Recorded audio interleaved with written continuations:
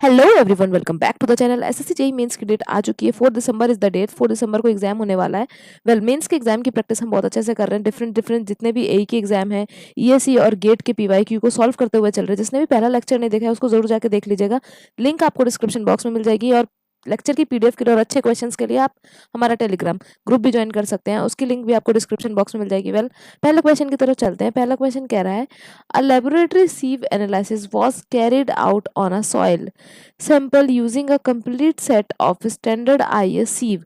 Out of 500 gram, total gram कितना है, total हमारा वेट कितना गिवन है, 500 gram of soil used in the test. तो टेस्ट में हमने 500 ग्राम ऑफ सॉइल यूज किया है, जिसमें से 200 gram was retained on IS 600 microsieve and 250 gram was retained on IS 500 microsieve, and the remaining was retained on 50 gram was retained on 425 microsieve। तो हमें classification बताना है कि सॉइल का क्लासिफिकेशन क्या देखने को मिलेगा। गेट 2006 का 2 नंबर का क्वेश्चन है। इससे पहले थोड़ा सा हम कुछ समझ लेते हैं कि हम बात क्या करने वाले हैं आज। तो आज हम बात कर रहे हैं, अगर हम आज बात कर रहे हैं तो वो है वो पार्टिकल, जो हमारा पार्टिकल साइज एनालिसिस होता है। पार्टिकल साइज एनालिसिस होता है, उसकी बात करने जा रहे हैं। अगर हम पार्टिकल साइज एनालिसिस की बात करें तो ये दो तरीके से, दो प्रकार से, दो तरीके से, टू वेज से हो सकता है। एक है हमारा सीव एनालिसिस। अगर मैं एक बात करूं तो एक है हमारा सीव एनालिसिस। वहीं पर अगर हम दूसरी की बात करें तो वो हमारा होता है सेडिमेंटेशन एनालिसिस। अगर हम बात करते हैं दूसरे वाले की तो वो हो जाता है हमारा सेडिमेंटेशन एनालिसिस।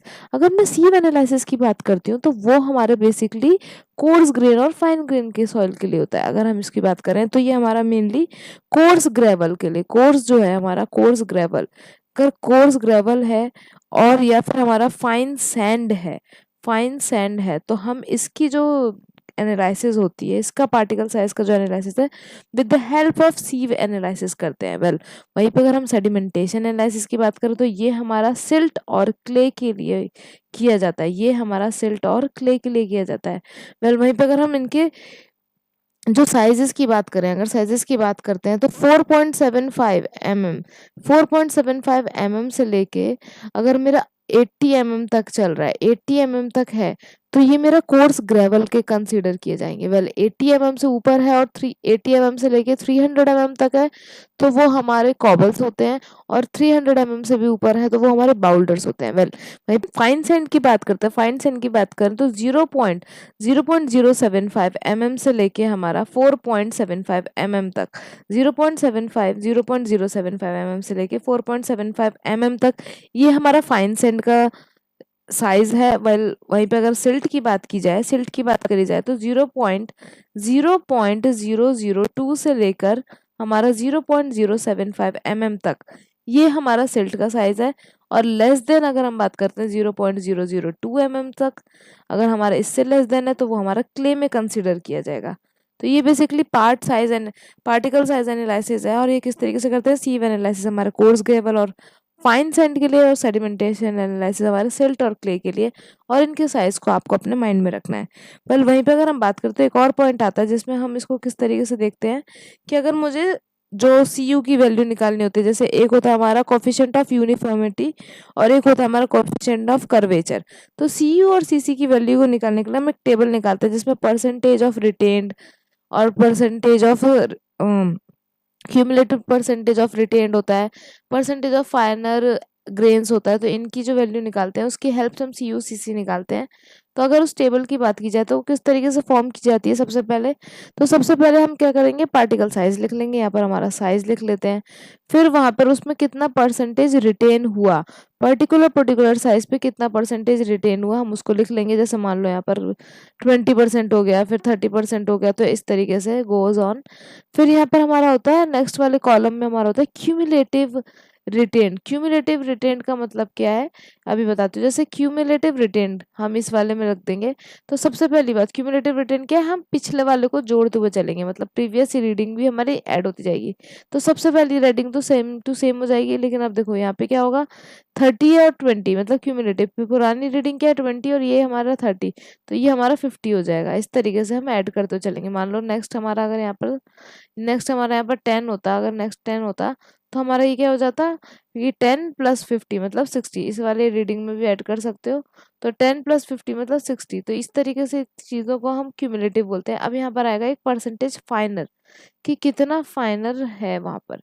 तो अगर मैं इसको बात करूँ तो परसेंटेज फाइनल को निकालने के लिए 100 माइनस परसेंटेज रिटेन्ड कर दोगे, जितना रिटेन हुआ उस सीव पर, अगर उसको 100 से माइनस कर देंगे तो मेरा परसेंटेज फाइनल आ जाएगा। इस तरफ हमारा साइज ऑफ सीव लिखा रहेगा, जो भी सीव हमने यहाँ पे कंसीडर किए टेस्ट में वो हमारे यहाँ पे साइजेस लिखे रहेंगे। और यहाँ पर हम जो परसेंटेज फाइनल लिखेंगे, जो हमारा 60% और 30% और 10% पे जो वैल्यू आएगी, हम उसकी सीव की साइज को लेकर हम with the help of that हम सी यू की वैल्यू फाइंड करेंगे। तो सी यू का फॉर्मूला क्या हो जाएगा हमारा, D60/D10, जो फाइनल परसेंटेज पे D60 आएगा, D60/D10। वेल वहीं पर अगर मैं सीसी की बात करूं तो हमारा ये हो जाएगा D², ये हो जाएगा मेरा D² 30, जो D30 का स्क्वायर है, जो D30 है उसका स्क्वायर अपॉन नीचे हमारा हो जाएगा D60 × D10। अब इनकी कुछ वैल्यू होती है जो हमें कंसीडर करनी है। अगर हम इनकी वैल्यू की बात करें तो सी यू की अगर बात करते हैं तो सी यू की वैल्यू जो है हमारी, और जो सी सी की वैल्यू, जैसे सी सी की वैल्यू हमारी 1 से 3 के बीच में होनी चाहिए, सी सी की वैल्यू हमारी 1 से 3 के बीच में होनी चाहिए। वेल वहीं पर अगर सी यू की वैल्यू की बात कर रहे हैं तो एटलीस्ट 4 से ज़्यादा होनी चाहिए हमारी ग्रेवल के लिए, 4 से ज़्यादा होनी चाहिए हमारी ग्रेवल के लिए, वो भी कब, वेल ग्रेडेड ग्रेवल के लिए। अगर सी यू की वैल्यू 6 से ज़्यादा है मतलब हमारी वेल ग्रेडेड सेंड के लिए, तो सेंड के लिए हमारी 6 से ज़्यादा होनी चाहिए, और ये 4 से ज़्यादा होनी चाहिए हमारी ग्रेवल के लिए। तो ये दोनों कंडीशन में हमारे वेल ग्रेडेड हो जाएंगे, वेल ग्रेडेड। और हमारा अगर वेल ग्रेडेड करना है और अच्छे से, तो हमारा कर्वेचर भी इसी में होना चाहिए। कर्वेचर हमारा 1 से 3 के बीच में होना चाहिए, इससे ना ऊपर ना इससे ज़्यादा ना इससे कम। तो सी सी की वैल्यू हमारी 1 से 3 के बीच में चलेगी। अगर ये हमारी वैल्यू सी = 1 हो जाती है तो वो यूनिफॉर्म सॉइल में कंसिडर की जाएगी। यूनिफॉर्म सॉइल का मतलब क्या है कि सारे पार्टिकल सेम साइज के। लेकिन ये वेल ग्रेडेड क्या होता है, वेल ग्रेडेड की बात करें तो डिफरेंट डिफरेंट, जैसे वेल ग्रेडेड है तो बड़े आपको साइज के भी मिलेंगे, उसमें छोटे साइज के भी, हर साइज का जो मैटर है वो मिलेगा। तो छोटे साइज की वजह से क्या होगा, आपको जो वॉइड है वो इनके वजह से फुल हो जाएंगे। So different different variety of, अगर हमारा साइज जो है वो प्रेजेंट है तो इसका मतलब वो कौन सी तरीके की सॉइल में कंसिडर किया जाएगा, हमारा वेल ग्रेडेड सॉइल में। और अगर हमारे सब सारे पार्टिकल सेम साइज के हैं, सारे पार्टिकल हमारे सेम साइज के गिवन है, तो वो हमारा यूनिफॉर्मली सॉइल हो जाएगा। तो अब क्वेश्चन पे आते हैं। क्वेश्चन क्या कह रहा है कि टोटल हमारी सॉइल 500 ग्राम की है, जिसमें से अब हम सीव बना लेते हैं, थोड़ा सा हम आइडिया ले लेते हैं सीव का। एक सीव है हमारी 600 माइक्रो की, और एक है हमारी 500 माइक्रो की, और एक है हमारी 425 माइक्रो की। तो ठीक है, अब हम देखते हैं कि क्या कह रहा है क्वेश्चन। क्वेश्चन कह रहा है कि टोटल आपकी 500 ग्राम सॉइल है, जो कि अब हमने टेस्ट किया तो 200 ग्राम सॉइल हमारी 600 माइक्रोन सीव पर हमारी रिटेन कर गई, मतलब 500 में से 200 ग्राम यहाँ पर रिटेन कर गई।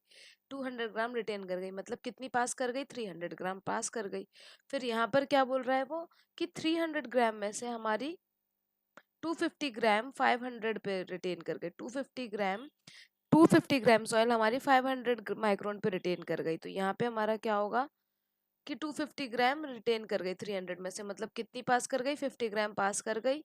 और वो बोल रहा है कि अगर आप देखोगे तो 425 माइक्रोन पे हमारी 50 ग्राम पूरी रिटेन कर गई है। ये हमारा 600 माइक्रोन है, ये वाला हमारा 500 माइक्रोन की सीव है, और यहाँ पर हमारा 425 माइक्रोन का सीव है। ठीक है, अब हम यहाँ पे देखते हैं कि एक ब्लॉक में हम बना लेंगे परसेंटेज रिटेन, फिर क्यूमुलेटिव परसेंटेज रिटेन, और परसेंटेज हमारी सॉइल की। एक तरफ हम बना लेते हैं परसेंटेज रिटेन, एक तरफ हम परसेंटेज रिटेन बना लेंगे, एक तरफ हमारा क्यूमुलेटिव रहेगा और एक हमारा परसेंटेज फाइनल रहेगा। तो अगर हम देखें तो परसेंटेज रिटेन हो जाएगा, एक तरफ हमारा परसेंटेज फाइनल। तो यहाँ पर हम रख लेते हैं परसेंटेज रिटेन, फिर हमारा आएगा क्यूमुलेटिव परसेंटेज रिटेन, ये क्यूमुलेटिव होगा, ये परसेंटेज फाइनल होगा। तीनों को देखते हुए चलते हैं। तो सबसे पहली बात यहाँ पर हमारा कितना परसेंटेज रिटेन कैसे निकालते हैं, परसेंटेज रिटेन अगर निकालना हो तो कैसे निकालेंगे, जिस भी पर्टिकुलर सीव की बात कर रहे हैं उस पर जो वेट है, weight on that particular sieve, weight on that particular sieve upon total weight on that sieve. और टोटल वेट जो हमारा पूरा सॉइल का जो टोटल वेट है उस हिसाब से हम निकालेंगे टोटल वेट ऑफ सॉइल। ठीक है, टोटल सीव लिखा है मैंने, total weight of soil, total soil weight. ठीक है। तो अगर टोटल सॉइल की बात करें तो वो हमारा 500 है। तो अगर मेरे को इसको देखना है तो हम पहले क्या निकाल लेते हैं। अगर देखो नीचे हमारा आएगा 500 और परसेंटेज में निकाल रहे हैं मतलब 100 से मल्टीप्लाई होगा। तो सबसे पहली बात इस टी को कैंसिल कर लेते हैं तो नीचे हमारा डिनोमिनेटर बचेगा 5। तो सबको हमें 5 से कैंसिल करते हुए चलना है। तो सबसे पहला बोला है, सबसे पहला है हमारा, अगर सबसे पहले की बात करें तो वो हमारा है 200 ग्राम।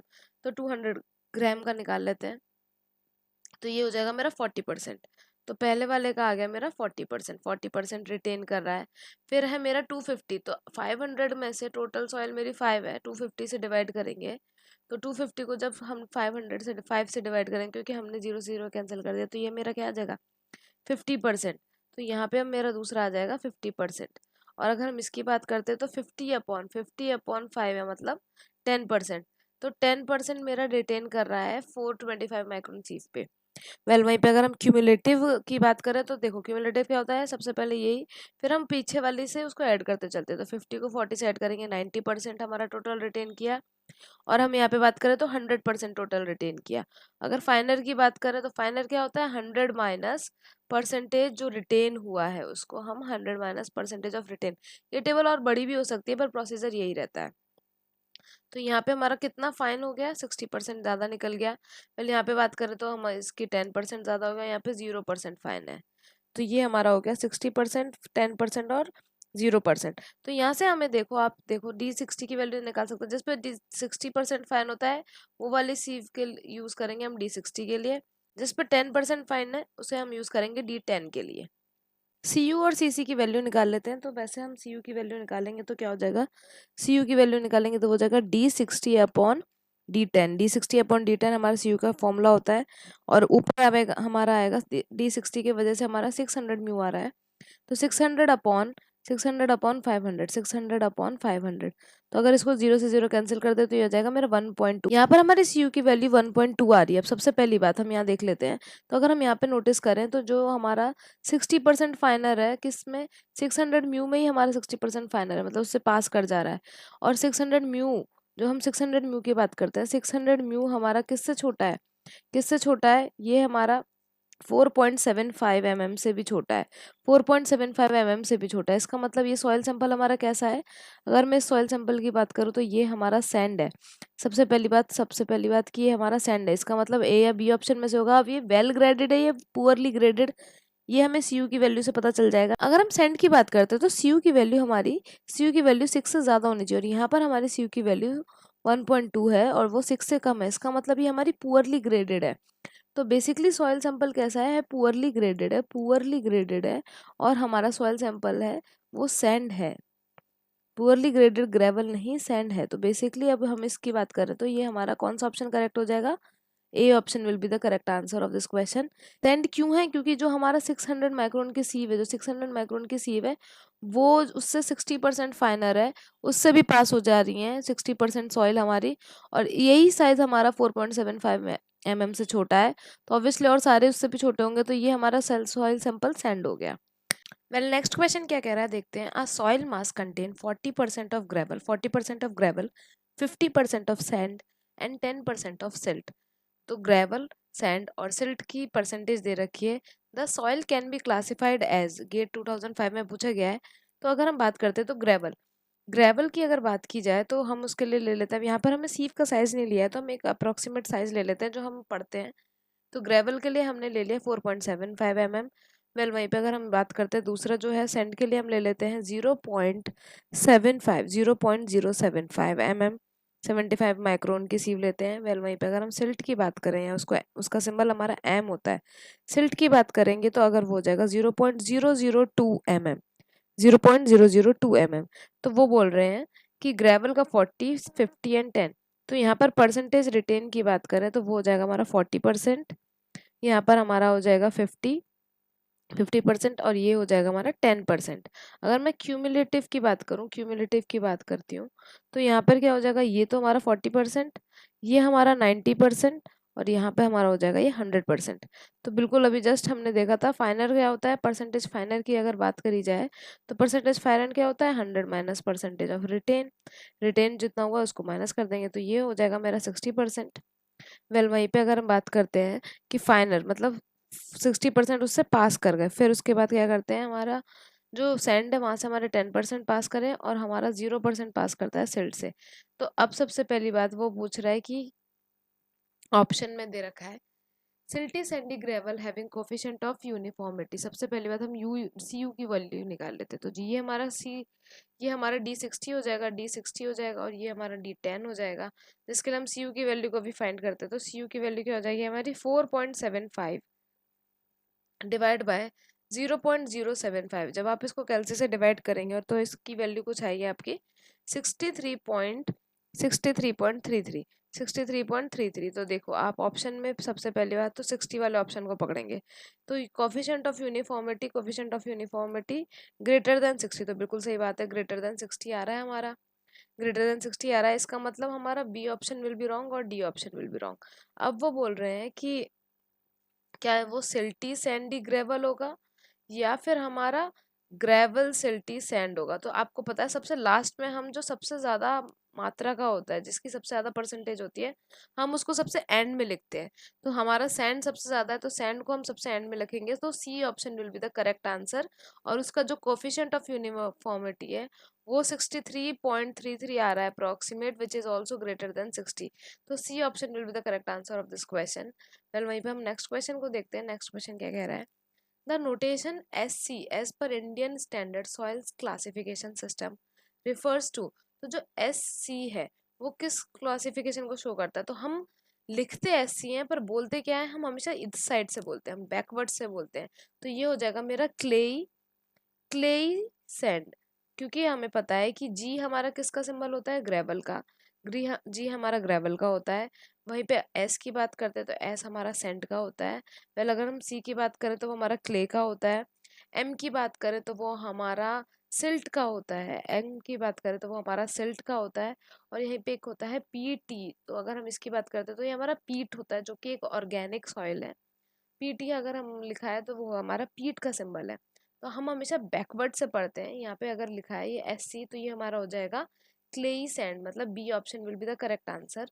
वेल वहीं पे अगर हम बात करते हैं, ऐसे लिखा होता है SM तो ये होता है हमारा सिल्टी सैंड। SM होता तो हम यहाँ से चलते हैं और M हमारा सिल्ट का है तो silty sand. Let's move to the next question, देखते हैं नेक्स्ट क्वेश्चन क्या कह रहा है।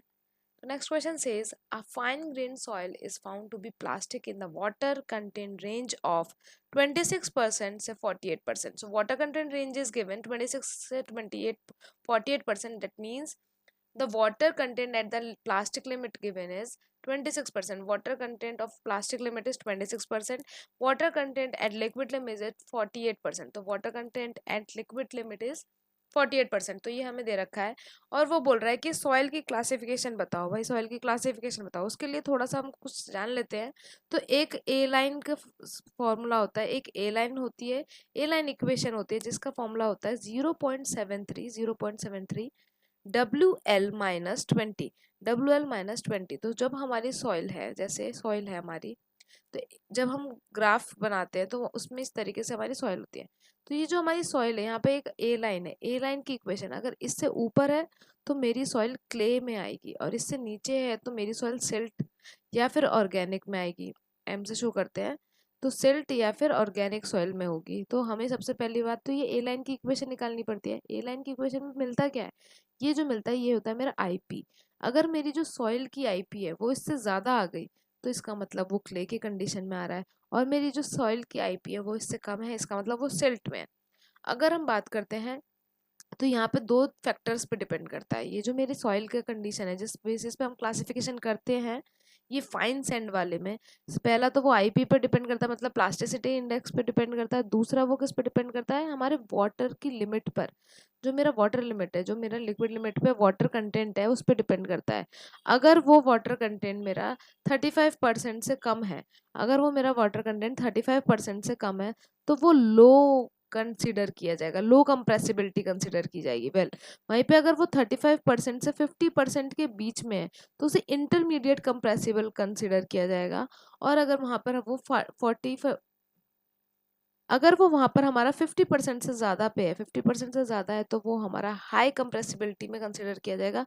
और इसको आप एज अ प्रिफिक्स किसी के भी आगे लगा सकते हो। सपोज वो क्ले है पर उसका वाटर कंटेंट 35% से कम है, तो वो लो कंप्रेसिबल क्ले। पर हम लिखेंगे कैसे? लो कंप्रेसिबल बोलते हैं लेकिन हम अपोजिट लिखते हैं, तो CL। इसी तरीके से हम डिफाइन करेंगे। तो अब यहाँ पर हमें वैल्यू गिवन है, तो देखते हैं कि इक्वेशन में पुट करके हमारी IP की वैल्यू कितनी आती है। तो IP इज इक्वल टू अभी हमने देखा 0.73 WL माइनस 20, तो WL की वैल्यू हमें 48 दे रखी है। 48 दे रखी है हमें, 48 माइनस 20, तो ये हो जाएगा हमारा 0.73। 48 माइनस 20 विल बिकम 28। तो अगर हम इसको कैलसी में सॉल्व करेंगे तो ए लाइन की वैल्यू मेरी निकल के आ जाएगी। ए लाइन की वैल्यू मेरी आएगी 20.44%। वेल वहीं पे हम सॉइल की वैल्यू देख लेते हैं। सॉइल की IP कितनी होगी? तो सॉइल की IP में पता है WL minus WP, liquid limit पे जो होता है water content, minus plastic limit पे। तो वो हमें वैल्यू दे रखी है 48 और 26। तो मैं माइनस कर देता हूँ 48 minus 26, it will become 2 and 2 22%। मतलब मेरा जो IP ऑफ सॉइल है, IP ऑफ सॉइल वो मेरा किससे ग्रेटर है? ए लाइन की इक्वेशन से ग्रेटर है, मतलब ऊपर आ गया। तो सबसे पहली बात, वो किस कंसीडर में किया जाएगा? क्ले में कंसीडर किया जाएगा। तो वो क्ले है। और अब वाटर कंटेंट मेरा क्या है? लिक्विड लिमिट पे वाटर कंटेंट है मेरा 48%। मतलब इस कंडीशन में आ रहा है 35 से लेके 50 के बीच में। मतलब कि मेरी सॉइल किस तरीके की सॉइल है? मेरी सॉइल है CI, मतलब intermediate compressible clay. Intermediate compressible clay. तो this soil name will be the, हम इसको कैसे क्लासिफाई करेंगे? Intermediate compressible clay. Let's move to the next question. A clay mineral primarily governing the swelling behavior of black cotton soil. तो black cotton soil का जो swelling behavior है वो कौन सा clay mineral responsible है? तो black cotton soil is very famous. इसमें एक हमारा क्ले मिनरल होता है जो कि कहते हैं मॉन्ट मोरेलोनाइट। तो ये बेसिकली सॉइल में क्या होता है? मॉन्ट मोरेलोनाइट प्रेजेंट होता है। अब इसकी क्या खास बात है? जब इसमें वाटर कंटेंट ज़्यादा होने लगता है तो ये स्वेल करने लगता है। तो जैसे ही वाटर कंटेंट इंक्रीज करेगा ये हो जाती है स्वेलिंग। लेकिन अगर इसमें वाटर हमने रिमूव करना चाहा, वाटर कंटेंट को हमने डिक्रीज किया, वाटर लिमिट को अगर हमने डिक्रीज किया, तो फिर इसमें आपको श्रिंकेज देखने को मिलेगी। मतलब एक नॉर्मल स्टेज में रहती ही नहीं है। या तो इसमें स्वेलिंग देखने को मिलेगी या आपको इसमें एक श्रिंकेज देखने को मिलेगा। Montmorillonite is a clay mineral which is present in the black cotton soil. लेकिन अब हम तीन तरीके के क्ले मिनरल बहुत फेमस है, उनको समझ लेते हैं। एक है हमारा इलाइट, एक है हमारा क्योलोनाइट और एक है हमारा मॉन्ट मोरेलोनाइट। तो समझते हुए चलते हैं। सबसे पहली बात अगर मैं क्योलोनाइट की करूँ, तो केओलोनाइट की अगर हम बात करते हैं तो ये सबसे ज़्यादा स्टेबल है। अगर कोई चीज़ स्टेबल है इसका मतलब इसकी रिएक्टिविटी हमारी कम है, स्टेबल है, ये स्टेबल क्ले मिनरल है। तो इसमें क्या होता है? एक शीट हमारी सिलिका शीट होती है और एक हमारा गिब्साइट शीट होती है। जैसे हम एल्यूमिनिया की शीट भी बोलते हैं, एल्यूमिना की शीट भी बोलते हैं, या फिर गिब्साइट शीट बोलते हैं। तो अब इसमें क्या है? ये हमारा किससे जुड़ता है? या फिर एक जो ये मेरा है ये दूसरे से कब ऐड होता है? जो इसके बीच में ऐड होता है, इसको बॉन्ड को बोलते हैं हम हाइड्रोजन बॉन्ड। इसी की वजह से ये बहुत ज़्यादा स्टेबल है, हाइड्रोजन बॉन्ड। तो ये ज़्यादा जल्दी किसी के संग रिएक्ट नहीं करता। So hydrogen bond is responsible for chlorite mineral. तो पूछा जाता है कि अगर हाइड्रोजन बॉन्ड है तो कौन सा मिनरल होगा? तो क्लोराइट मिनरल होगा। इसमें कितने यूनिट होते हैं? तो एक हमारा सिलिका की शीट होती है और एक हमारी गिब्साइट की शीट होती है। अगर हम केलोनाइट सॉइल की बात करते हैं तो बहुत ही फेमस है वो। इस क्ले मिनरल की बात करते हैं तो बहुत फेमस एग्जांपल है इसका China clay. China clay is a very famous example of kaolinite mineral. उसमें हमारा ये क्लोराइट मिनरल है जो पाया जाता है, चाइना क्ले। वहीं पे अगर हम दूसरे मिनरल की बात करें तो वो है हमारा एलाइट। अगर हम इसकी बात करते हैं तो दूसरा है हमारा एलाइट। अगर एलाइट की बात करें तो एलाइट और मोंटेमोनाइट में बस थोड़ा सा डिफरेंस है, क्योंकि दोनों का जो स्ट्रक्चर यूनिट है वो बिल्कुल सेम है। मोंटेमोनाइट और एलाइट में बहुत थोड़ा सा डिफरेंस है, जिसका ये है कि ये दोनों का यूनिट सेम है। इसमें क्या होता है कि गिब्साइट की जो शीट है, जो गिब्साइट की शीट है वो हमारी सैंडविच बन जाती है। किन किन के बीच में? दो सिलिका की शीट के बीच में सैंडविच बनती है, दो सिलिका की शीट के बीच में सैंडविच बनती है। लेकिन ये जो इसकी फंडामेंटल यूनिट है, जो सिलिका और इनके बीच में जो एक यूनिट है, ये जब दूसरी यूनिट से एड ऑन होती है, दूसरी यूनिट से जब जुड़ती हैं, तो कौन से बॉन्ड से जुड़ती है? बस यहाँ पे पूरा गेम चेंज हो जाता है। इसमें क्या होता है? इसमें एक पूरा नेगेटिव चार्ज आता है, तो कोई भी पॉजिटिव चार्ज जैसे पोटेशियम, ये बीच में हमारा होता है रिस्पॉन्सिबल दो पार्टिकल्स को, दो इस शीट को, इस तरीके की बॉन्ड को, दो मिनरल की छोटी फंडामेंटल यूनिट को कंबाइन करने के लिए। तो पोटेशियम इज रिस्पॉन्सिबल। तो यहाँ पे क्या है कि हमारा पोटेशियम यूज होता है। तो किस मिनरल में पोटेशियम को यूज किया जाता है? So that the answer will be illite. वहीं पे अगर हम बात करते हैं मॉन्ट मोरेलोनाइट का, तो मॉन्ट मोरेलोनाइट के कंपेयर में एलाइट इज लेस रिएक्टिव, वो बहुत कम रिएक्ट करती है इन कंपेयर टू मॉन्ट मोरेलोनाइट। लेकिन इसमें जो हमारी फंडामेंटल यूनिट है वो जब दूसरे से कंबाइन होती है तो इसमें हमारा बहुत ही वीक पॉइंट होता है, वीक बॉन्ड यूज होता है, और वो वीक बॉन्ड है हमारा वाटर बॉन्ड। इसी वजह से इसकी affinity towards water is very more, तो वाटर बॉन्ड यूज किया जाता है, affinity towards water is too much. और इसका सबसे बेस्ट एग्जांपल अभी आपने देखा black soil is responsible, so black soil is a good example, and Montemorillonite clay mineral is responsible for the swelling of black soil। क्यों? क्योंकि इनके बीच में एक वीक बॉन्ड होता है जिसको वाटर बॉन्ड कहते हैं, और इसी वजह से ये वाटर की तरफ बहुत ज्यादा एफिनिटी शो करते हैं, इसी वजह से ये स्वेल होते हैं। So the answer will B, हमारा इसका आंसर हो जाएगा 4 option Montemorillonite। Well next question देखते हैं, नेक्स्ट क्वेश्चन क्या कह रहा है कि the sieve analysis on a dry soil sample. So dry soil sample जिसका मास है हमारा 1000 ग्राम, तो टोटल टोटल मास जो हमारा सॉइल का है वो 1000 ग्राम दे रखा है। वेल शोज दैट कि 980 gram and 270 gram of soil pass through 475 और 0। ठीक है, तो एक सॉइल सीव है हमारी, सीव हमें दे रखी है, तो ये मेरी 4.75 है, और दूसरी मेरी है 0.075 ठीक है। तो इसमें से बोल रहा है कि 980 ग्राम पास कर गया हमारा 475 से। अगर 1000 में से 980 ग्राम पास ही कर गया तो यहाँ पर कितना बचा, 20 ग्राम रिटेन हुआ और 980 ग्राम पास कर गया, 980 ग्राम भाई पास कर गया है हमारा। ठीक है, और यहाँ पे बोल रहा है कि 270 ग्राम पास कर गया, मतलब 270 ग्राम पास कर गया, 980 में से 270 माइनस करेंगे तो ये हो जाएगा मेरा 710 ग्राम। तो 710 ग्राम रिटेन किया और पास कर गया मेरा 270 ग्राम। ठीक है, अब वो बोल रहा है कि the liquid limit and plastic limit given है, तो ये मेरा लिक्विड लिमिट है 40% और हमारा प्लास्टिक लिमिट है 18%। तो क्लास सॉइल को क्लासिफाई करो भाई, इतना 710 ग्राम हमारा रिटेन कर रहा है 4.75 और 0.75 के बीच में। इतना ज्यादा अमाउंट अगर हमारा जो सैंपल है वो यहाँ पे इनके बीच में हमारा रिटेन कर रहा है, इसका मतलब सॉइल सैंपल हमारा सैंड है, सीधे सीधे पता चल रहा है। अब सैंड है इसका मतलब बी और सी ऑप्शन तो सीधे सीधे कट गए। अब ये सिल्टी है या फिर क्ले, ये हमें पता करना है, तो उसके लिए हमें ए लाइन इक्वेशन पे जाएंगे। कोई दिक्कत की बात नहीं, ए लाइन इक्वेशन पे चलते हैं। Let's move to the A line equation. A line equation क्या कहती है? ए लाइन इक्वेशन बिल्कुल आपको याद होनी चाहिए, 0.73 WL-20 जिसमें मुझे WL की वैल्यू दे रखी है 40%, तो मुझे WL की वैल्यू दे रखी है 40%, तो 0.73 minus 40 minus 20, 40 minus 20 will become 20, तो 0.73 मल्टीप्लाई बाय 20। अगर आप इसको सॉल्व करेंगे तो इसको जब सॉल्व करेंगे तो आपकी वैल्यू आएगी हमारी 14.6 आएगी हमारी वैल्यू। तो ये तो मेरा आईपी आ गया।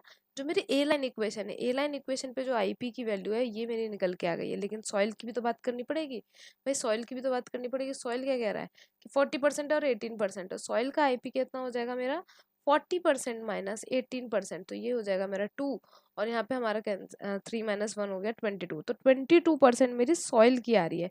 IP of soil is 22%। तो अब यहाँ पे आप देखो तो भाई 22% सॉइल की आया है, जो कि ग्रेटर है मेरे ए लाइन से, ए लाइन से ग्रेटर है, इसका मतलब मेरा क्ले विल बी डोमिनेटिंग, तो क्ले डोमिनेट कर रहा है। और अभी हमने जस्ट देखा कि ये बीच में 4.75 से पास कर गया हमारा, और 7.710 ग्राम हमारा रिटेन कर रहा है, बहुत most of the part is retaining in this area. तो सॉइल सैंपल मेरा सेंड है, और अब डब्ल्यू जो मेरा आईपी है वो ए लाइन से ऊपर है, मतलब क्ले, तो S C will be the correct answer, ये भी कैंसिल हो जाएगा। So SC will be the correct answer. Clayey sand will be the answer. Clayey sand will be the answer of this question. तो A line is very important. Well, next question की तरफ चलते हैं। next question क्या कह रहा है? As per the Indian soil classification system, an expression for A line is, तो expression for A line भी पूछा जाता है। तो अभी जब से हम कितनी बार सॉल्व कर चुके, तो IP is equal to 0.73 WL minus 20, 0.73 WL minus 20, तो सीधे सीधे ये दोनों तो कैंसिल हो गए, क्योंकि WL माइनस 10 तो कहीं से भी नहीं है, WL माइनस 20 और जिसमें भी 0.73 होता है ये भी कैंसिल, तो A option will be the correct answer of this question. Well वहीं पे अगर हम बात करते हैं, एक और इंपॉर्टेंट पॉइंट है, एक और लाइन इक्वेशन होती है जो कि है you line equation.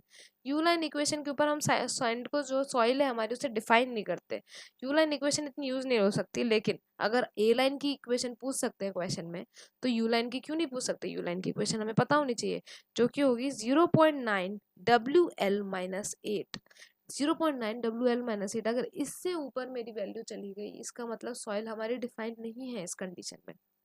Next question की तरफ देखते हैं। नेक्स्ट क्वेश्चन क्या कह रहा है, as per the Indian standard soil classification system a soil of a silty clay with liquid limit of 40% and plasticity index of 28%। तो प्लास्टिसिटी इंडेक्स दे रखा है, आईपी की वैल्यू दे रखी है 28% और मुझे लिक्विड लिमिट दे रखा है 40%। सबसे पहली बात, अगर वो बोल ही रहा है कि सिल्टी क्ले है, सिल्टी क्ले है, क्ले की बात करें तो क्ले है जब वो, इसका मतलब ए लाइन से ऊपर होगा, आईपी जो है हमारा ए लाइन से ऊपर होगा, बिल्कुल सही बात। और वो बोल रहा है कि डब्ल्यू एल की जो वैल्यू है वो 40% है, तो भाई वो कैसा होगा, क्ले होगा। लेकिन आप एक और तरीके से पता कर सकते हो, ए लाइन की इक्वेशन आपको पता होती है, ए लाइन इक्वेशन में पुट कर दो 0.73, डब्ल्यू एल की वैल्यू मेरी 40 है और -20, जैसे आप इसे माइनस करोगे आपका वैल्यू आएगी 14.6। देखो आप देख लो, ए लाइन की वैल्यू है 14.6 और आपकी खुद की आईपी है 28%। तो जब आईपी की सॉइल, हमारे सॉइल की जो आईपी है वो ग्रेटर हो जाए तो भाई वो कौन सी कंडीशन होती है, उसमें हमारा क्ले होता है। ठीक है, क्ले है। अब वाटर कंटेंट मेरा दे रखा है 40%, water content is, water limit is 40%, जो कि किस कंडीशन में आ रही है, 35 से लेके 50 के परसेंट के बीच में आ रही है, इसका मतलब इंटरमीडिएट। तो clay is very intermediate compressible, that means B option will be the correct answer of this question, B option will be the correct answer. Next question देखते हैं। नेक्स्ट क्वेश्चन क्या कह रहा है, a fine grain soil has a liquid limit of 60%, 60% हमारा W L की value दे रखी है 60%, लिक्विड लिमिट दे रखा है और प्लास्टिक लिमिट भी दे रखा है, वो है 20%। As per the plasticity chart according to the IS classification the soil represented by the letter symbol. तो ठीक है, सबसे पहली बात लेटर सिंबल पूछ रहा है, डब्ल्यू एल की वैल्यू दे रखी है, डब्ल्यू एल दिया है मतलब 60%, तो भाई चीख चीख के कह रहा है मैं 50% से ज्यादा हूँ, डब्ल्यू एल की वैल्यू 50% से ज्यादा है, मतलब वो हाईली होगा, हाईली होगा। तो आप वैसे भी फटाफट देख सकते हो और 3 ऑप्शन पे टिक करके, किसी को प्रूफ नहीं करना कि ए लाइन निकाला कि नहीं निकाला, और चारों देख रखे हैं ऑप्शन, हमें इन्होंने चार ऑप्शन दे रखे हैं कि क्ले के ही हैं।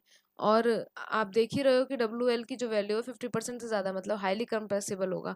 सो 3 option will be the correct answer. और लेकिन आपको बहुत ही, अगर क्लिक नहीं कर रहा है तो ए लाइन की वैल्यू निकाल लो, ए लाइन की वैल्यू 0.73 में पुट करेंगे, 0.73 में पुट किया और डब्ल्यू एल आपको दे रखा है 60% -20%, सॉल्व कर लीजिएगा 40 से मल्टीप्लाई करके, इसको आप सॉल्व कर सकते हैं आराम से। तो ये एक अच्छा क्वेश्चन था कि वाटर लिमिट को देख के आप बता सकते थे कि इस क्वेश्चन का आंसर क्या होगा। वेल नेक्स्ट क्वेश्चन देखते हैं। नेक्स्ट क्वेश्चन कह रहा है, the laboratory test result of a soil sample are given below, percentage finer than 4.75। तो एक सी बना लेते हैं। तो ये हमारा 4.75 है, जिसमें कि परसेंटेज फाइनर दे रखा है 60%, मतलब रिटेन कितना किया होगा 40%। वेल यहाँ पर हमें बोल रहा है कि 0.075 की भी सी है, और जिसमें परसेंटेज फाइनर है 30%, मतलब यहाँ पे कितना रिटेन किया होगा 70%। तो आप देखो कि 50% से ज्यादा हमारा सैंड वाली जो सीव है वहां पर रिटेन करा है, इसका मतलब सॉइल सैंपल मेरा कैसा है, सॉइल सैंपल मेरा सैंड है, सॉइल सैंपल मेरा सैंड है। तो हम जैसे ही ग्रेवल वाले ऑप्शन से उनको कट कर देते हैं, ग्रेवल वाला ऑप्शन कट देते हैं और ये भी कट गया, तो वैसे भी 2 option will be the correct answer of this question. लेकिन अगर मान लीजिए कि इन्हें ऑप्शन थोड़ा सा ट्रिकी देना चाहिए था, सैंड में यहाँ पर एस सी भी लिखना चाहिए था, तो फिर क्या करते हैं हम कुछ नहीं करते, डब्ल्यू एल की वैल्यू दे रखी है तो सबसे पहले आईपी ऑफ सॉइल निकाल लेते हैं। आईपी ऑफ सॉइल निकालना चाहो तो 35 -27 करोगे तो ये मेरा आ जाएगा 8%, 8% यहाँ आ जाएगा। और ए लाइन की वैल्यू निकाल लो, ए लाइन की वैल्यू क्या हो जाएगी 0.73, डब्ल्यू एल की वैल्यू है 35 -20, जब इसको पुट करेंगे तो ये हो जाएगा मेरा 35 -20 15, 15 में मल्टीप्लाई करेंगे 0.73 का, ये आएगा 10.95%। दैट मीन्स ए लाइन की वैल्यू है 10.95% और आईपी की वैल्यू मुझे 10.95% से कम दे रखी है, आईपी की वैल्यू मुझे 10.95 से कम दे रखी है, इसका मतलब वो सिल्ट है। और सिल्ट का सिंबल क्या होता है मेरा एम, और सैंड है मेरा सॉइल सैंपल, तो ये हो जाएगा मेरा S M. So B option और second option will be the correct question answer of this question. Next question को देखते हैं क्या कह रहा है। So a group symbol assigned to the silty sand and clayey sand are. तो अगर मैं बात करूं तो सिल्टी सैंड लिखा है, सिल्टी सैंड तो हम लिखते उल्टा है और सिंबल उसका अपोजिट होता है। जैसे अगर हमने सिल्टी सैंड लिखा तो इसका सिंबल अपोजिट होगा, सैंड इस तरफ आएगा और सिल्टी इधर आएगा, मतलब कि सैंड इधर आएगा तो सैंड का सिंबल होता है एस और सिल्टी का सिंबल होता है एस, एस एम। इसी तरीके से हमारा क्लेई सैंड है, ये है हमारा क्ले ई सैंड। तो मतलब मेरा क्या है, सैंड इधर आएगा, सैंड इधर आएगा और क्ले इधर आएगा, एस सी। तो S M and S C जिस ऑप्शन में मिल जाएगा वही हमारा करेक्ट आंसर होगा। तो S M and S C, S M and S C, that means C option जो है, सी ऑप्शन है वो करेक्ट आंसर है। यहाँ पे एस एम तो है लेकिन एस सी एस है, तो ये भी गलत है, एस एस और सी एस ये भी गलत, ये भी गलत। तो ये हमें लिखना आना चाहिए। हम बोलते हैं उसी के अपोजिट हम लिखते हैं। मतलब सिल्टी सैंड बोल रहे हैं तो हम सिंबल पहले सैंड का लिखेंगे और फिर हम सिल्ट का लिखेंगे। अगर हम क्लेई सैंड बोल रहे हैं तो पहले हम सैंड का लिखेंगे सिंबल और फिर हम क्ले का लिखेंगे। Next question says data from sieve analysis conducted on a given sample of a soil showed that 67% of the particle passed through 75 micron sieve. The liquid limit and the plastic limit, ये mart हो गया है, limit of the finer fraction was found to be 45% and the 33% respectively. The group symbol of the soil is given as, तो हम सबसे पहली बात करें तो वो बोल रहा है कि 75 माइक्रोन, जैसे ये होता है हमारा 4.75, ये हमारा ये वाला हमारा ग्रेवल के लिए होता था, और ये हमारा 75 माइक्रोन जो कि था 0.075 mm, ये इससे भी ज़्यादा कितना पास कर गया है, तो 67% इससे पास कर गया है। तो 67% पास कर गया है मतलब मोर देन 50% पास कर गया है। तो सबसे पहली बात तो फाइन कंडीशन में आ गया वो, तो वो फाइन कंडीशन में आ गया, तो इसका मतलब हम ये वाले ऑप्शन तो आराम से कैंसिल कर सकते हैं। वो सॉरी, ए ऑप्शन तो हम आराम से कैंसिल कर सकते हैं, सेंड तो वो कहीं से भी नहीं है। वेल अब हम बात करते हैं कि ये कहना क्या चाह रहा है। तो अब वो बोल रहे हैं कि हमें लिक्विड लिमिट दे रखी है, लिक्विड लिमिट दे रखी है 45% और हमें प्लास्टिक लिमिट दे रखी है 33%। ठीक है, तो डब्ल्यू एल की वैल्यू हमारी 45%, ए लाइन की वैल्यू को यूज़ करेंगे और डब्ल्यू पी दे रखा है 33%। इसी बात पे हम आई पी निकाल लेते हैं, प्लास्टिसिटी इंडेक्स ऑफ सॉइल निकाल लेते हैं। तो ये अगर हम माइनस करें, ये 33 है, सो if I will minus it will become 12%, तो IP of this soil will become 12%। और हम अगर क्वेश्चन को देखें तो ये हमारा ए लाइन की फॉर्मूला होता है। ए लाइन क्या कह रहा है, ए लाइन होता है 0.73 WL-20, WL-20। तो 0.73 WL की वैल्यू क्या थी, अगर हम WL की वैल्यू की बात करें तो वो हमारी थी 45, और 20 को माइनस करेंगे, 20 को माइनस करेंगे सो इट विल बिकम, सो 0.73 जब हम 45 को माइनस करेंगे तो ये हो जाएगा 5 और 2, सो 0.73 मल्टीप्लाई बाय 25, तो आंसर आ जाएगा हमारा कुछ, आंसर हमारा आएगा 18.75। कैलसी में सॉल्व कर लेंगे तो 18.75 हमारा आईपी की वैल्यू है जो ए लाइन से मिली है मुझे। और सॉइल की आईपी ऑफ सॉइल हमारा कितना निकल के आया था, अगर आईपी ऑफ सॉइल की बात करें तो आईपी ऑफ सॉइल हमारा निकल के आया था 12%। तो 12% और ये हमारा 18.75 जो कि हमारे ए लाइन से नीचे है, ए लाइन से बिलो इसका मतलब वो सिल्ट है। अब वाटर कंटेंट हमारा क्या दे रखा है 45%, जो कि 50% से कम है, मतलब 35 से लेके 50% के बीच की रेंज में आ रहा है। That means it is a I intermediate compressible silt। तो intermediate compressible silt, this means B option is the correct option of this question। So B option is the correct answer of this question। Let's move to the next question। Next question says the maximum possible value of group index for a soil। So अगर हम group index की बात करते हैं तो basically ये कहाँ पे यूज़ किया जाता है, जब हम हाईवे मटेरियल की पढ़ते हैं, हाईवे मटेरियल के लिए डिजाइनिंग करते हैं, तो वहाँ पे ये सबसे ज़्यादा हमारा यूज़ किया जाता है ग्रुप इंडेक्स फॉर्मूला, जिसकी वैल्यू अगर हम बात करें तो वो क्या होता है, ग्रुप मैक्सिमम वैल्यू क्या है। सबसे पहली बात अगर ग्रुप इंडेक्स की बात करें तो फॉर्मूला क्या होता है, 0.2 ए प्लस 0.01 बी प्लस 0.005 सी, 0.005 सी। अब यहाँ पर क्या आएगा, डी आ जाएगा, यहाँ पे क्या आएगा, ए आ जाएगा। तो अगर हम कुछ समझ रहे हैं तो यहाँ पे पॉइंट्स देख लेते हैं। ए बेसिकली किसको शो करता है, बी बेसिकली किसको शो करता है, सी और डी ये वैल्यूज किसको शो करते हैं। तो अगर ए की बात करें तो ये परसेंटेज पास है, परसेंटेज पासिंग थ्रू किससे 75 माइक्रोन की जो सीव है वहां से परसेंटेज पास करता है। 35 से ज़्यादा होनी चाहिए, 35% से ज़्यादा होनी चाहिए, 35% से ज़्यादा होनी चाहिए और 75 से कम होनी चाहिए, 35 से ज़्यादा होनी चाहिए और 75 की वैल्यू से कम होनी चाहिए। वहीं पर अगर हम बात करें बी भी वही है, परसेंटेज पास थ्रू 75 माइक्रोन है सीव, 75 माइक्रोन सीव से जो वैल्यू पास करती है वही है हमारा बी। लेकिन इसकी वैल्यू क्या है कि 15% से तो ज़्यादा होनी चाहिए, 15% से ज़्यादा होनी चाहिए, 15% से ज़्यादा होनी चाहिए और 55% से कम होनी चाहिए। इनके बीच में होनी चाहिए वैल्यू, जो हमारी ए बी सी डी इनकी वैल्यू जो आती है इनके बीच में होनी चाहिए। पर वहीं पर अगर हम सी की बात करते हैं तो सी हमारा लिक्विड लिमिट को शो करता है, सी हमारा शो करता है लिक्विड लिमिट को, जिसको हम WL से भी शो करते हैं, WL से शो करते हैं। अब इसकी जो वैल्यू है, वो 40 से लेके, जो WL की वैल्यू है वो 40 से लेके 60 के बीच में होनी चाहिए। और डी हमारा प्लास्टिसिटी इंडेक्स को शो करता है, प्लास्टिसिटी इंडेक्स को हमारा शो करता है डी, जिसमें इसकी वैल्यू जो है, IP की वैल्यू जो है वो 10 से लेके, जो 10 है उससे लेके 20 के बीच में होनी चाहिए, 30 के बीच में होनी चाहिए, 20 नहीं, 30 के बीच में होनी चाहिए, 30 के बीच में होनी चाहिए हमारी IP की वैल्यू। तो ये तो हमारे ABCD हो गया। अब इसको जब हम पुट करते हैं तो हम ग्रुप इंडेक्स की वैल्यू निकालते हैं। तो ग्रुप इंडेक्स की वैल्यू वेराई करती है फ्रॉम 0 to 20, 0 से लेकर 20 के बीच में लाई करती है। अगर 20 है, मैक्सिमम पॉसिबल वैल्यू जो है वो आंसर हो जाएगा हमारा 20। अगर 20 है तो जो हमारा मटेरियल है जो यूज हो रहा है वो बहुत बैड कंसीडर किया जाता है। जो 20 है वो बैड को शो करता है। जितनी कम वैल्यू होगी हमारी GI की, वो उतना गुड और उतना अच्छा माना जाएगा। तो 0 is a good indicator and 20 is a bad indicator. और मैक्सिमम पॉसिबल वैल्यू क्या होती है हमारी 20 होती है। और ये ग्रुप इंडेक्स हमारा बेसिकली हाईवे मटेरियल्स में या हाईवे की जो कंस्ट्रक्शन साइट्स होती है वहाँ पे ये फॉर्मूला यूज़ किया जाता है। अब 2 क्वेश्चन है जो मैचिंग के हैं, लेकिन वो क्या होगा, उसकी थोड़ी सी जो PPT थी, जो उसका PDF था जिसमें वो लिखा हुआ था, वो गायब हो गया। तो फिर मैंने उसको बाय हैंड लिख दिया। तो मे बी आपको थोड़ा बहुत समझ में नहीं आया, लेकिन आई विल ट्राई कि आपको ये थोड़ा सा समझ में आया। तो पहला ऑप्शन कह रहा है, पहले लिस्ट में है क्लेई ग्रेवल। तो मैंने आपको बताया कि ग्रेवल अगर हम सबसे पहले पढ़ रहे हैं तो हम यहाँ पे लिखेंगे इस तरीके से। मैं इसको अगर उसी के सामने लिखना चाहूंगी तो ये हो जाएगा, पहले G आएगा फिर क्ले। तो क्लेई ग्रेवल, ऐसे ही हमारा है क्लेई सैंड, तो ये हो जाएगा सैंड और सी। ये है क्ले ऑर्गेनिक। तो अगर क्ले ऑर्गेनिक की बात करें और फिर है हमारा सैंड सिल्ट, तो हमारा हो जाएगा सैंड और M। तो बचा क्या, clay organic. Clay organic, O organic का सिंबल होता है O। और क्ले कैसा है, हाईली कंप्रेसिबल होता है, तो OH। फाइन। लेकिन अगर हम इसकी बात करें तो इसको ऑप्शंस में हम मैच करना चाहेंगे।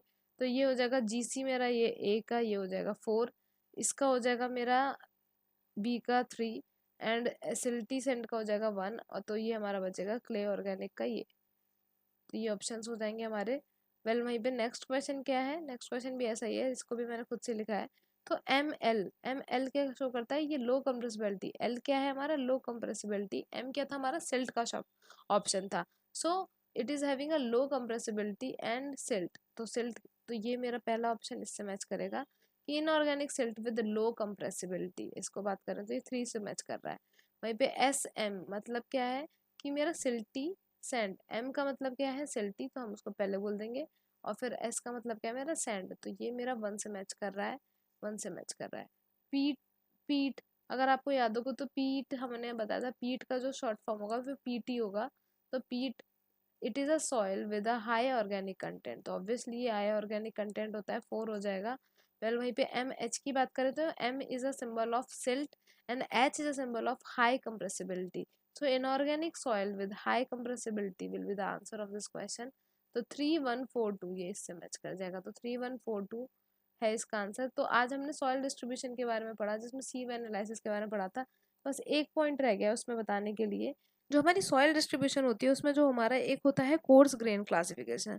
तो जब हमारा कोर्स ग्रेन क्लासिफिकेशन होता है, कोर्स ग्रेन का जब क्लासिफिकेशन होता है वो किन पॉइंट्स पे डिपेंड करता है, बहुत इंपॉर्टेंट पॉइंट है, पूछा जाता है किन किन पे डिपेंड करता है। तो अभी हम पूरा देख चुके हैं। एक तो पार्टिकल साइज पे डिपेंड करता है, बिल्कुल हमने देखा कि ग्रेवल और सैंड हमारा पार्टिकल साइज पे डिपेंड कर रहा था। CU की वैल्यू निकालते हैं D60/D10 करके, CC की वैल्यू निकालते थे D² 30/D60/D10 करके, ऐसे करके। जो CU CC की वैल्यू पे भी डिपेंड करता है, CU और CC की वैल्यू पे डिपेंड करता है। और हमारे फाइननेस, जो कितना फाइननेस हमारा मतलब पास कर गया है, उस फाइननेस पे डिपेंड करता है। तो ये इन वैल्यू पे डिपेंड करता है। वहीं पे अगर हम बात करें, फाइन ग्रेन सॉइल है, जो फाइन ग्रेन सॉइल है उसकी कैरेक्टरिस्टिक्स किस किस पे डिपेंड करती है। तो एक तो A लाइन पे डिपेंड कर रही थी, और A लाइन हमारा किस पे डिपेंड कर रहा था, 0.73 WL-20। तो आपको याद हो तो इस पे डिपेंड करती थी, जिसका मतलब क्या है कि ये लिक्विड लिमिट पे डिपेंड करता है। दूसरा हमारा किस पे डिपेंड कर रहा था, ये हमारा IP प्लास्टिसिटी इंडेक्स पे डिपेंड कर रहा था कि WL-WP IP पे डिपेंड करता है। मतलब A लाइन वही प्लास्टिसिटी इंडेक्स।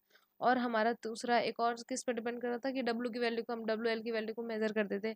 35 से कम है तो मतलब वो हमारा लो कंप्रेसिबल है, 35 से 50 के बीच में हमारा इंटरमीडिएट प्लस कंप्रेसिबल है, और 35 से ज़्यादा है तो 50%, सॉरी 50% से ज़्यादा है तो हमारा हाई कंप्रेसिबल है। तो हमारे लिक्विड लिमिट पे भी डिपेंड करता है फाइन ग्रेन। और वहीं पे coarse grain particle size CU CC और फाइननेस पे डिपेंड करता है। तो आज हमने बहुत अच्छे से समझा है स्टेट, हमने पूरा बहुत अच्छे से समझ लिया है पार्टिकल साइज डिस्ट्रीब्यूशन को, उस पर जितने भी क्वेश्चन से अच्छे क्वेश्चंस पूछे जा सकते हैं उनको किया है। आई होप आपको मज़ा आया होगा। अगर आपको किसी और टॉपिक पे चाहिए तो please do also comment, like and subscribe our channel. Thank you so much for watching.